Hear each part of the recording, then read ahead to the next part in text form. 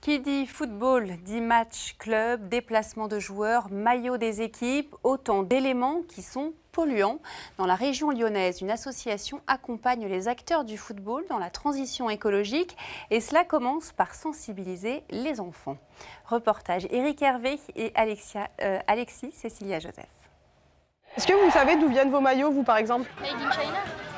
Ah non, Cambodge. Questionner ces jeunes footballeurs sur l'impact de leur sport sur la planète, les amener à établir des liens entre pratique du football et réchauffement climatique, voici les buts de l'association Football Écologie France, qui trouve ici un public de plus en plus réceptif. Depuis 5-10 ans, le monde du foot s'intéresse de plus en plus à l'aspect éducatif des jeunes. Donc, c'est-à-dire qu'il y a beaucoup d'actions qui sont mises en place pour former la nouvelle génération, pour former des citoyens, des citoyennes. Et nous, du coup, on vient alimenter ces projets-là dans les clubs. Car les clubs professionnels ne sont pas réputés pour avoir les comportements les plus vertueux. Un match de Ligue 1, par exemple, c'est 10 tonnes de déchets en tout genre.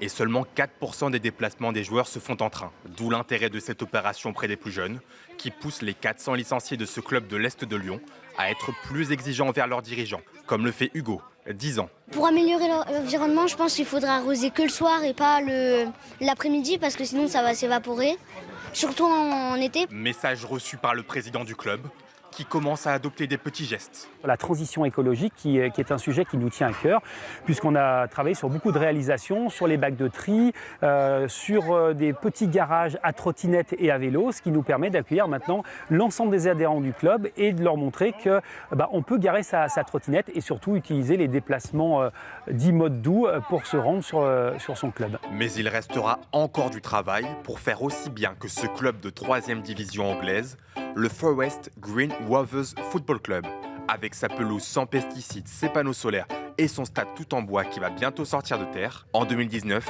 il a été élu club le plus écolo au monde par l'ONU.